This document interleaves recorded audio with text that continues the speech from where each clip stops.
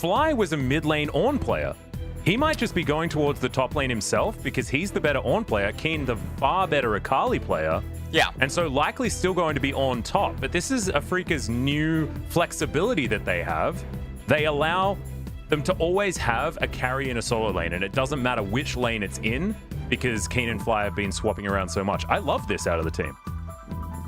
Well, it does seem like Kiin mid could be a thing, and I feel like this is a thing in the future that is going to become probably more common, where top and mid laner sort of dies as a title, and it becomes more about solo laner, where players become interchangeable just based on which champions they're able to play, because ultimately League is just a knowledge-based game. It's not able to just be cemented into just an isolated role, and you just should be good at that. You should be proficient at the game itself. So seeing Kiin go into mid lane here would be pretty interesting on the Akali. Like you mentioned, he's a lot better at it than Fly would be. And we'll see how Fly matches up against Canna in the top lane. But this is a very, very all-in team composition for Gamayusi to try to carry T1 with. And I think this is going to be very telling, Atlas. It certainly is. I do like the Jarvan Galio combo. I hope that Faker and Ellim have been putting the time in together to make sure that they have that synergy, because it's going to be all about the Jarvan going in and then the heroic entrance over the top, giving Gamayusi all of that space to utilize all of that range. But here we are into game number 1, T1 versus Afreeca. This is our second last match, and actually my final cast of the year for the LCK. Likely that I'll be back for 2021. Don't worry, guys. You are going to see me again. But yeah, my last LCK broadcast. So it's been a pleasure, LS, and looking forward to next year. Yeah. I have 2 casts left for 2020. Yep, you're going to be on tomorrow with the good old Val Danalist. Yep. So we'll see how that ends up going. We'll see who is going to be in the finals versus Gen G tomorrow. Taking a look at the player runes really quickly. And we still don't have an indication yet of who is going where at this point in time. Not really any sinning happening in the runes. Absolute focus over Gathering Storm for Gamayusi on AD carry. Interesting. A little bit surprising there. No surprise with the Nimbus cloak, though. Yeah. All right, and it is going to be the Akali in the mid lane as we expected. Pardon me. I was actually going back and thinking about it, and to be perfectly honest, Afreeca don't have bad matchups either way, but Akali versus Renekton can be a little bit scary for the Akali, just with all of that early game power that Renekton has. So just picking up Ornn, building a Bramble Burst, and never dying is probably a safer option, as Akali does deal pretty well with the Galio in mid lane as well, given the fact that they do get to go into that melee matchup. And right now, Faker, he crashes first wave, goes and gets a ward on the Raptor camp. They want to know exactly where Dread is on the Hecarim at all times. And you can see what Gamayusi and Effort are doing. They're piling up 2 of the waves. They're going to wait for the 3rd wave, and then they'll crash. Now, with Caitlyn and Lux, generally a lot of players will not go for cheater recalls, especially not when you haven't dealt any damage to the opponents and you're perfectly healthy yourself. He also already has the call. So we might just see the Caitlyn and Lux try to poke underneath the turret. And you can see Jarvan, he's on the right-hand side of the map. They know where Hecarim is. And all that Ellim has to do is make sure to protect Caitlyn and Lux, and a lot of damage can be dealt early on. Yep, they're already down there. There is a ward behind T1 right now, which I don't know what that's going to mean necessarily. I don't know whether we're going to go for like level 3 teleports or anything like that from an Ornn. But that is an interesting ward placement for this stage of the game. And probably thinking about a Jarvan level 2 gank or something like that that can be set up with early wave crashes like this. As it is just going to be Rift Scuttler taken down by Ellim. He's just going to be grabbing that one as soon as it spawns. There it is. And Dread is just rampaging his way through the jungle. And it's all just feeling pretty standard right now, as Fake is going for a bit of an early recall as the lane resets, but no, he's going to cancel it. And that would have been a nice recall for Faker to actually try to take, if he could have gotten it. And it looks like Jarvan's actually just going to have the better end of the jungle opening. He's going to manage to get double crab. Now, the one thing, though, is that Hecarim's camps are going to respawn sooner, and they'll be higher level. Whereas the Raptor and Golem camp, hold on, though. Yep, nice knock up, but in goes Dread. He's looking for the knockback. He's not going to get it, though, as the rocket grab's also going to be not quite long enough. That one was buffed as well, Ben, but not able to actually line it up. And you saw exactly what Dread was trying to do, but they got double flashes, right? So still a very successful gank here for the Afreeca jungler. Yeah, and we know that this is basically a forced play out of Hecarim because he doesn't have any other options. He doesn't want to just recall and then go back into power farming. And so seeing them lose all their summoners here, it's very painful. They have to respect the fact that Hecarim could still be here because Blitzcrank has flash. So this could actually be very scary. They're genuinely playing with fire, but they do think that he has recalled. It would be a pretty sinful maneuver for Dread to still be here. Oh yeah. Although they would definitely be dead, interestingly enough. And in top lane, Renekton, I mean, he's up 24 farm right now. Fly is just getting bulldozed. There is a giant wave in front of his turret, though, so we'll see what he's at the end of this. Dread's been spotted out yet again on a ward. Everything is very stable right now, and I love what Gamayusi is doing. He's going for the tier 2 boots, for the mobility inside of the laning phase, for spacing against Mystic and Ben, rather than just powering straight into the BF sword. Also allows you to push the lane just that little bit faster as well, with the amount of extra auto attacks you're able to get off. So I like that as well, going for the cull at the same time that he, of course, started with. And so, yeah, pretty comfortable, all things considered. The thing I want to talk to you about is, I guess, the scaling factor between these two teams. And I'm seeing an Ornn, I'm seeing a Hecarim, and I'm thinking that Afreeca is going to be pretty comfortable in the late game, but I'm seeing the team fight capability of T1 and thinking that they're also pretty happy with scaling. And you can see as these two teams are playing it out, it's been pretty cool, calm, and collected on both sides. Feels like both teams happy to play for a mid to late game style win condition.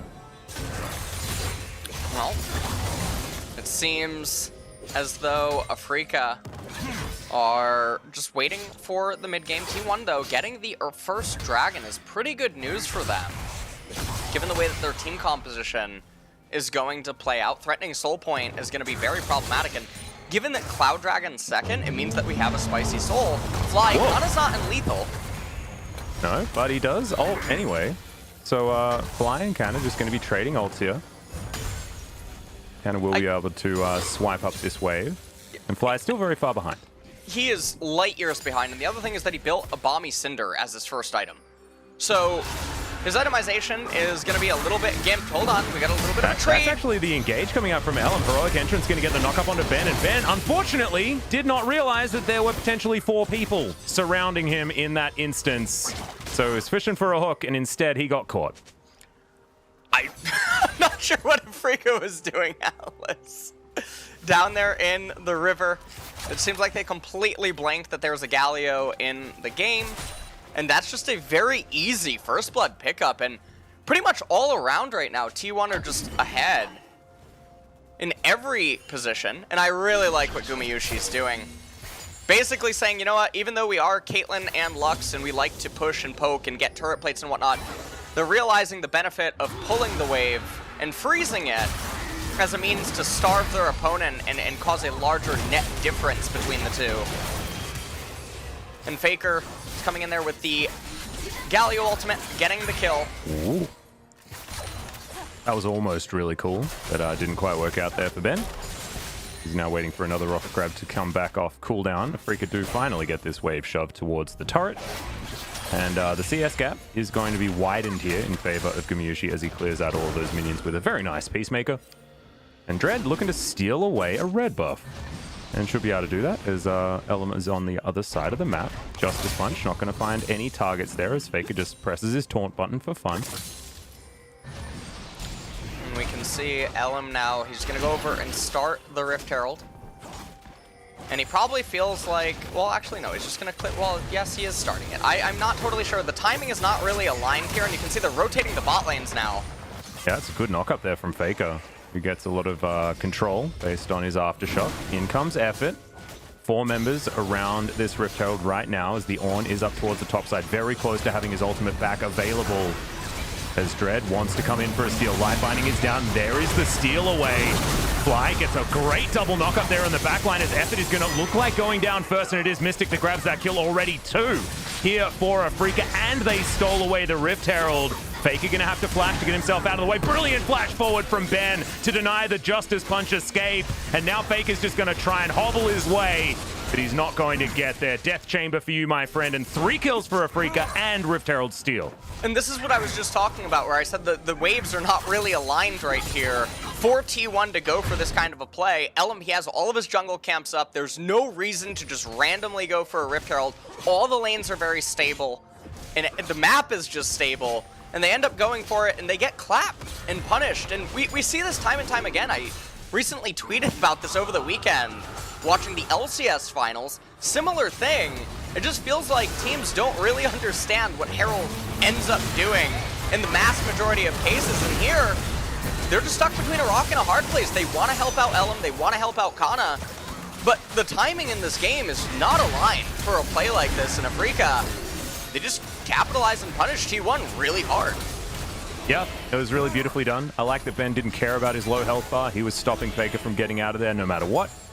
And really nice bounce back from an Afreeca that, you know, were looking like they were giving away a few things.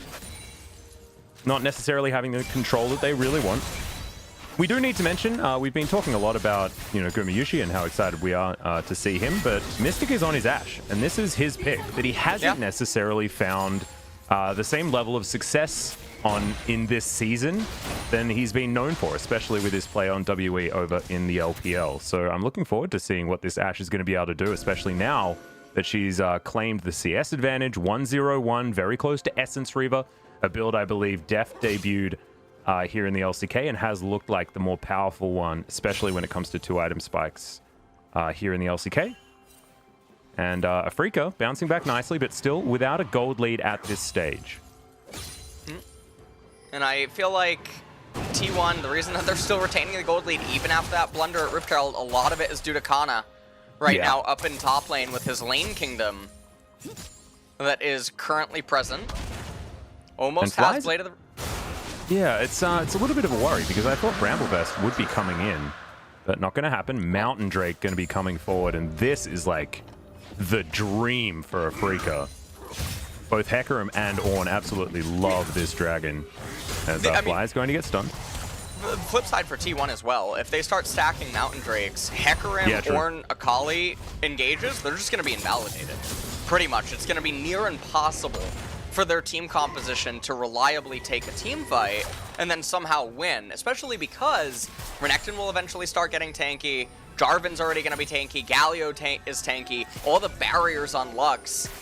And if her and Caitlyn become tanks as well, things become very problematic. So it's a pretty spicy dragon all around, whereas Infernal, for both parties, even if T1 hypothetically got Infernal Dragon, Afreeca could still just stomp them in a very quick engage, where Infernal Soul never goes off and has that's a good effectiveness. Point.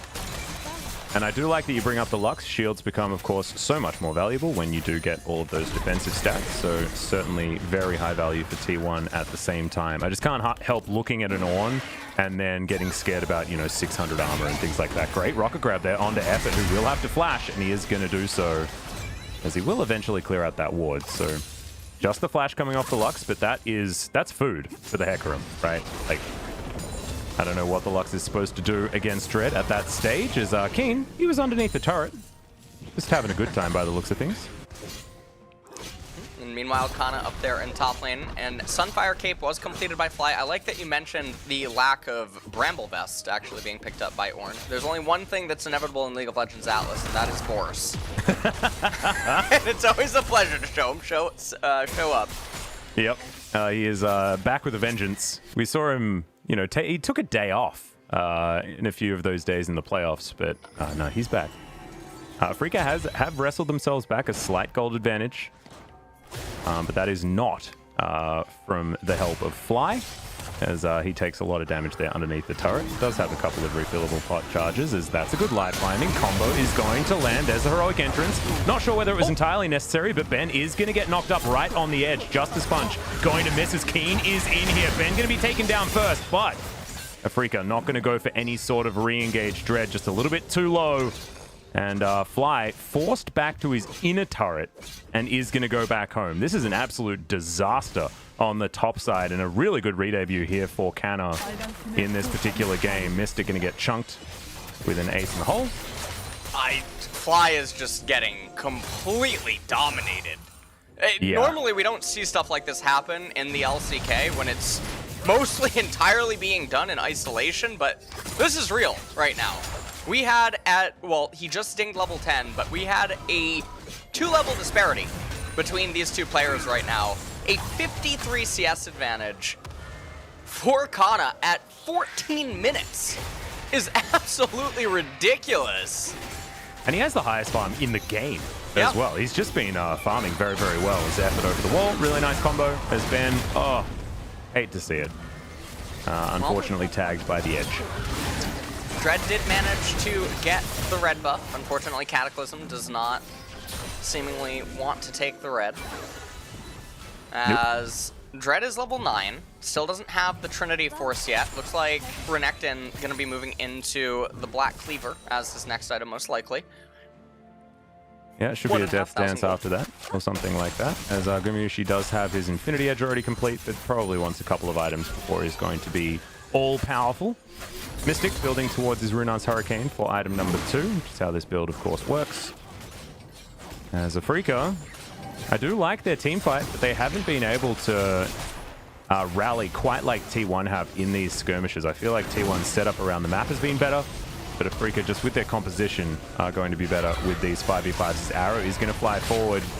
It's going to be avoided, though, there by Ellim, and that is going to be the second Rift Herald taken down by T1. So if at first you don't succeed, try again. All right. Well, they do end up getting it. They're going to rotate back now into mid lane. And okay, the cannon, it is going to get capped. Caitlyn will get the cannon. Yes. All right, everything's safe. Ashe will be able to get the turret, though. So there's that. Definitely good news. Mystic going to continue to power ahead. As far as that farm is concerned, it was 13, but with this wave going down, it's still going to be very, very close between the two marksmen. Kiin, wonder what this build is going to be. Could, of course, be Liandry's, or the Dastardly Morello, or second item, Void Star, for some reason. But that's not going to happen. Well, Mountain Dragon is up and available. Faker's up in top lane right now, though. He might just shove out one more wave. I don't think he's waiting to complete anything. And so maybe he just shoves this wave and then starts running down. He does have his ultimate available, so it's not like he needs to use teleport to get into this fight. But if you look at the items across the board right now, it's not that bad for Afreeca in this fight. This is the closest that Ornn and Renekton are probably going to be for quite some time. You can see Faker moving down now. Any sort of a phalanx angle for T1 is going to be very favorable for them. Well, they also just want to be able to have their Gargoyle in range, as T1 currently holding aggro, but Afreeca do control the river right now, as Shirley is going to knock down the outer turret on the bottom side of the map. You can see Afreeca not really perturbed. They want to guarantee this dragon, and there's the Ornn. Good double knockup is going to land, and that's the rocket grab they were looking for. But Ellim is immediately going to go golden. The avoidance there on the heroic entrance, though, is Faker not going to grab the highest value taunt, but there's the first kill coming through from Gamayusi. Flash forward for the light binding, but it is going to miss. Afreeca do get themselves out of the way. It's a 1-for-1 trade. Both junglers are dead as the teleport comes forward. Canna trying to go 1 versus 4, and it's going to be successful as Kiin is wiped from the rift. Now Mystic trying to fight this one back. Good volley. It's going to get a lot of slows, but now with that man advantage, T1 should be able to take down this Mountain Drake, and a double charge coming through for Shirley. Double charge coming through for Shirley, and they're going to get the Mountain. They end up being victorious in that team fight as well. Being even a little bit reserved with some of their Summoner Spell usage. Faker probably could have gotten a little bit more if he elected to use Flash right away. And now this is going to be 5 more minutes of scaling for the Caitlyn. Yeah, this is really scary for Afreeca. Let's have a look at this fight one more time. So you can see Fly just randomly starts the Ornn Horn. Dragon was nowhere near low enough for them to try to go for this play to force it so that T1 couldn't go for some sort of a smite fight or a counter engage. Dread goes in with the ultimate, but just doesn't have it. Gamayusi nets into Afreeca, just barely missing the binding. Otherwise, Fly was definitely a goner there as well. Canna teleports in behind. Caitlyn ultimate comes in. Canna there with the slice and dice, able to pick up Kiin. And now as everything resets, T1, they have a 2,000 gold advantage at this point in time. Caitlyn making her way towards her second item. Call was already completed. Advantage for Mystic when it comes to items, but he does need to finish off this Infinity Edge before he gets any ornament value, which means no defensive items or anything like that, as Ace in the Hole is going to land. No way of avoiding it, of course. As, yeah, Mystic is going to be pretty killable for a lot of this game. He's got a big investment to make. Well, Gamayusi here just going to shove out the mid lane, and there's just going to be a bit of downtime now, most likely. We're just going to play ping pong with all the side lanes. Faker almost has the Zanya's Hourglass complete, already has the Seekers as well as the Fiendish Codex. Canna has completed the Black Cleaver, will probably move into the Death Stance next. A little bit of Boris on the table here for Fly, picking up the he's been Iceborne attacked Gauntlet. by Boris this game. I don't know what happened. Moly. You know how there's just some people where they walk into a shop and the salesman just owns them, you know? Like, you're just like a little bit naive. I feel like that's Fly this game, you know? The shopkeeper was like, I know, this is the most expensive, but look at all of these extra bells and whistles that you have available to you. 20% CDR. Oh. Look at all of that extra armor you're going to pick up. And you'll have mana for days, Fly. Mana for days, as the arrow is going to be avoided with a step to the right there by Effort. Rick, very nicely Boris, Harrison, welcome to Scam Stars, is basically what's going on here. So the funniest thing about the Iceborne Gauntlet, and I know that Bwippo was one of the pro players that talked about this recently, the passive that you get from Abyssal Mask, the amplified damage, just makes all of Ornn deal so much more, not even including if other teammates are in close proximity. And Ornn's Spellblade proc is not super valuable. You don't need the mana that you get from the item, and the armor resistances are not all that you need, especially because Infernal Mask gives you so much HP. Infernal Mask is just extraordinarily efficient stats-wise. Yes. Like, if you can build it, you should always build it. I don't even think you need to care about whether or not the team has magic damage. And I think, like, even for that argument, Dominus damage is enough, you know? Like, do it. You know, there's the magic damage. Don't even worry about it. But, I mean, Faker's there. He's going to be doing damage, especially to the front line. So I don't think there's any excuse to pick up the Iceborne Gauntlet this game. Like, even Locket of the Iron Solari. If you really don't want to build an Abyssal Mask, build Locket instead. Just always build Abyssal Mask. Just gotta be honest with you. Yeah, obviously. This is probably, if there is a Ornn game that you watch how not to play Ornn from laning phase to itemization, I think this is definitely it out of Fly. Yeah. And it seems like he is having a bit of an issue. But we'll see. He is almost level 14. He's going to be able to start bestowing upgrades. And it looks like Kiin is actually going for Morellonomicon, so... Oh, no! You think Boris has a job, actually. Yeah, I think Boris actually set up shop at the Freecs studio. Yeah. That's where he has his kiosk. It's Summoner's Rift and the Freecs studio. So if you're ever like watching the GSL or something like that here in Korea, guys, make sure you give a wave over to Boris. Just don't listen to a word that he says. Okay? He's a nice guy. He'll just he'll not say what you need to hear. You know? He'll say maybe what you want to hear. Which is, you know, that Morello is always a good choice.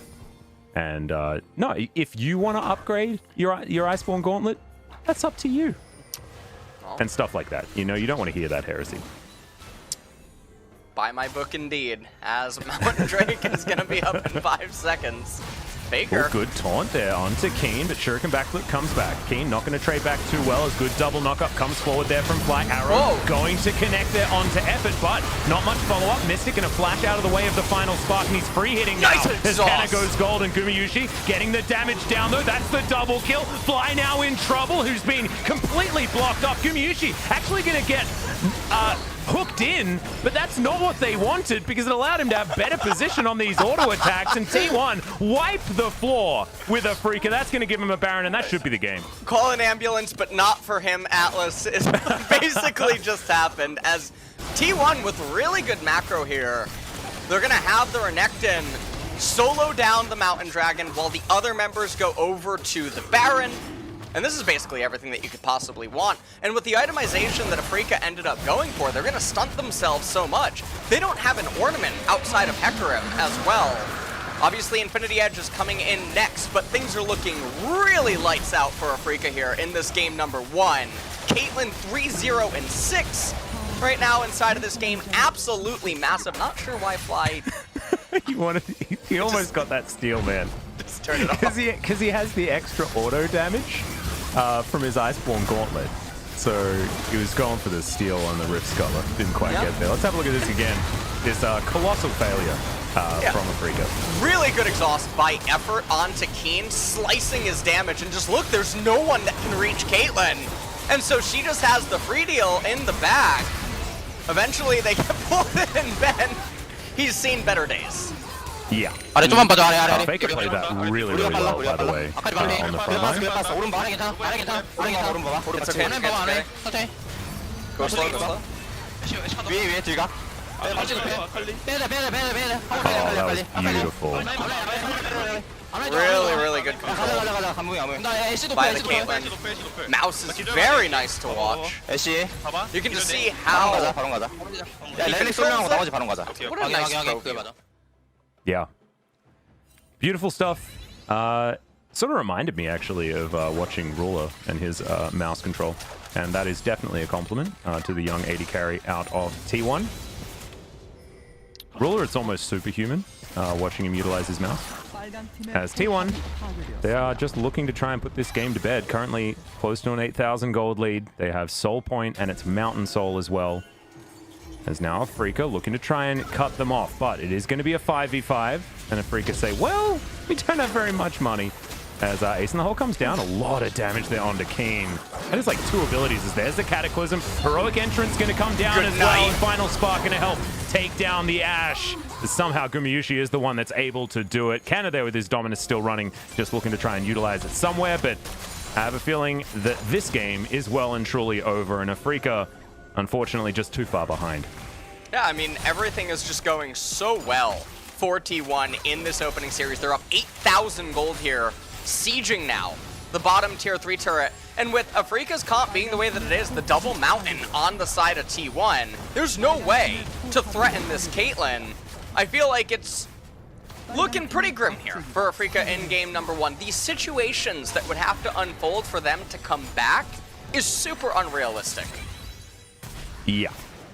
Yeah, this is very, very tough. Also, you know, Luxury Guardian Angel coming through from Canna as well, so his ability to disrupt the front line is going to be even more difficult. Gamayusi has the most eclectic collection of items I've seen for a while, but no, he's going to make that Storm Razor complete. Wanted to get through some of these heavy armor targets, and that's why the Last Whisper was completed. But this was just the Cataclysmic Entrance, and no way for Afreeca to do anything. The Wombo too strong. As Arrow is not going to find the mark there, but Canna is likely to fall. Gonna take Dread with him though, as he gets back to this minion wave. Hook is going to go wide, as Canna's pretty fast, but he will be slowed down. There's the knockup. Guardian Angel gonna be popped.